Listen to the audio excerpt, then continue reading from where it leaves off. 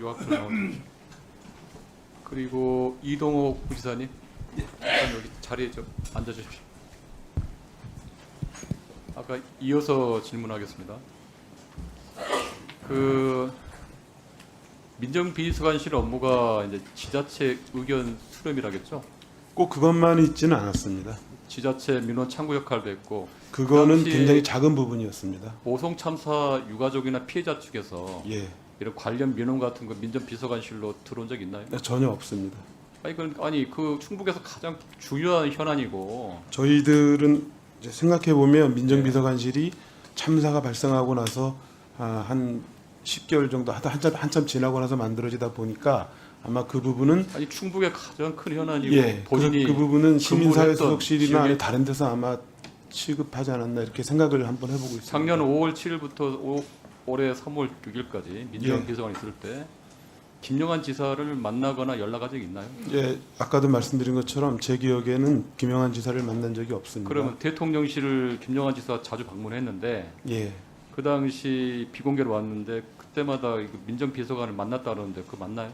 전혀 그런지 않습니다. 왜냐하면 저는 사실은 김영환 도지사가 대통령을 만나러 갔다는 사실도 잘 대통령실에 모릅니다. 왔을 때 한 번도 만난 적 없어요? 없습니다. 서울에 제 왔을 기억에 때도요? 예 없습니다.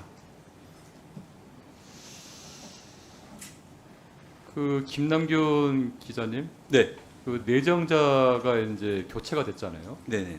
상당히 이례적인 일이었죠. 그 당시에 12월 달에 나온 그 상황을 좀 설명해주고 지역 정가에서는 어떤 얘기가 돌았나요? 일단은 그 지역 언론 그 기자들 사이에서는 그 원래 1순위 후보자가 김광용 씨인가요? 네, 그분이었었고 여기 이동욱 부지사가 2순위였다. 그런데 이제 이 1순위, 2순위가 바뀌어서 임명이 돼서 좀 이례적이다. 당시에 그래서 기자들 사이에서는 윤심이 개입된 거 아니냐 뭐라는 얘기가 좀 있었습니다. 불기소 처분이 금년 1월 달 있고 나서 이제 2달 만에 2월 달에 이제 재청을 2월 4일 날 하고요. 도지사가 불기소를 한 바로 얼마 후에 김영환 지사가 본인은 불기소 결정된다고 말하고 다니고 그 불기소 결정은 이동욱 당시 민정비서관이었다. 그런 얘기 혹시 들은 적 있으세요? 일단 그 전자의 부분들은 저도 이제 전원으로 이렇게 들은 부분들은 있고요. 그 배경에 이동욱 현 부지사다 뭐 그런 얘기들은 제가 직접 전원으로는 듣지는 못했습니다. 다만 그 지역에서 이동욱 부지사가 그 예측되는 그런 부분들이 많지 않았고 그 기자들 사이에서 이분에 대해서 충분히 많은 뭐 지식을 갖고 있거나 이런 부분들이 없었는 걸로 봐서는 약간 인사 자체가 상당히 좀 그러니까 이제 이례적이었다고 보는 거죠. 불기소가 처분이 된 게 대통령실 민정수석비서관실에 있는 민정비서관의 역할이 있지 않았나라는 그 지역 정가에서 돌았다는 얘기가 있는데 맞나요? 뭐 일단 그랬습니다. 그래서 그 우리 김영환 지사가 취임 이후에 여러 가지 이제 경찰 수사라든가 뭐 이런 부분들이 여러 건들이 있었는데 다 이제 불기소 처분이 됐거든요.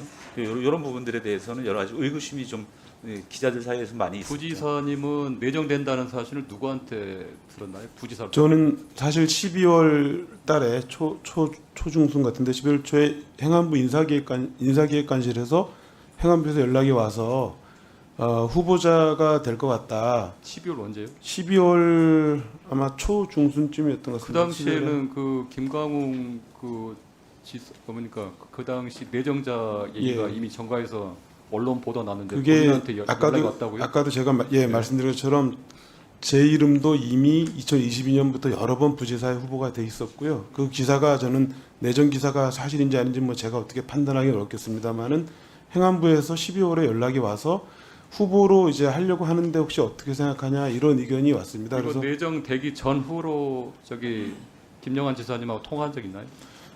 내정되고 나서 뭐 통화되고 이런 것보다도 제 기억에는 아마 12월 말인가 한번 전화를 하셨던 것 같아서 혹시 저 부지사로 추천을 했으니 와서 고향 와서 열심히 12월 말에요?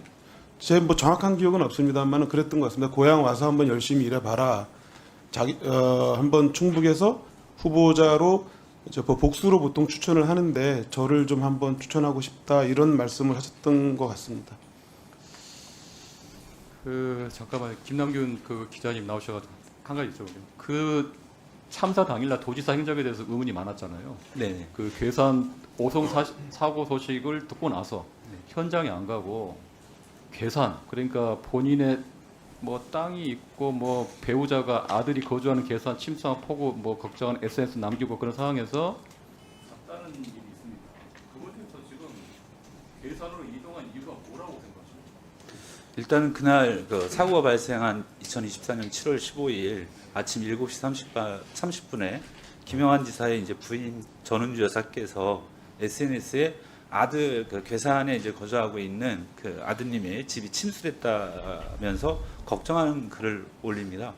그리고 김영환 지사께서는 7시 40분에 도청 정문을 출발한 걸로 알고 있고, 그 다음에는 환복을 한다는 그 환복을 하기 위해서 20분 정도 거리에 있는 자택으로 와서 10시까지 머물렀고요.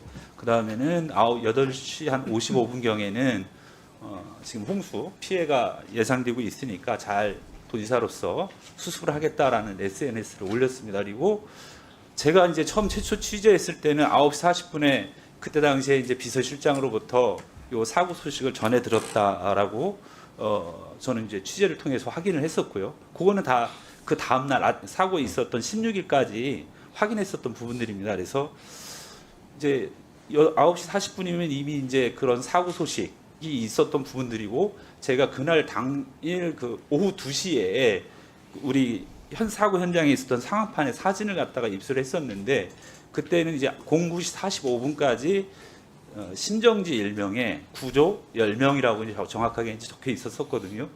그런 걸로 보면은 사망자가 발생을 했다라고 이제 충분히 추정을 할 수 있었던 상태에서 괴산으로 갔다라고 이제 추정이 가능할 수 있었고요.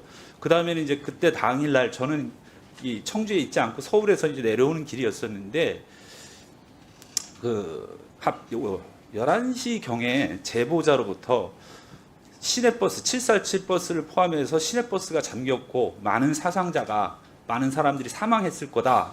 그런데 이런 부분들이 하나도 보도가 되지 않는다. 뭔가 이상하다라는 이제 제보를 통해서 이런 사실들을 최초 접수를 했었고, 그 다음에 그때 당일 그 747 버스 잠겨 있었던 사망자가 7명 발생했었던 그 버스 기사들 사이에서는 이미 9시 경에 침수 사실이 전파가 됐고, 회사에 문의를 하고 연락을 하고, 그다음에 보통 그 오전조 시내버스 기사들이 11시에 교대가 됩니다.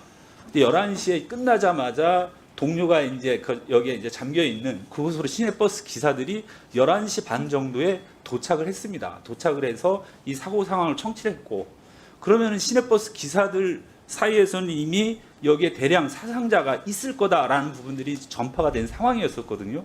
그럼 그 사람들이 현장에서 네. 이야기를 하고 있고, 그다음에 그때 당시에 답변을 좀 정리해 주시죠. 네. 예, 그렇게 보면은 저는 그날 다수의 사상자가 발생했다라고 하는 부분들은 오전 10시, 11시 경 정도면은 충분히 도의 관계자들도 현장에 나가 있었기 때문에 충분히 파악하고 있었을 거다. 그러함에도 불구하고 사실은 오송으로 가지 않고 괴산으로 갔다라고 하는 거에 대해서 뭐 땅 문제라든가 이런 부분들이 나오는데, 그렇게까지는 연결시키고 싶지는 않지만 다만 네. 좀 적절하지는 않았다라고 생각을 네, 합니다. 마무리해 주십시오. 네.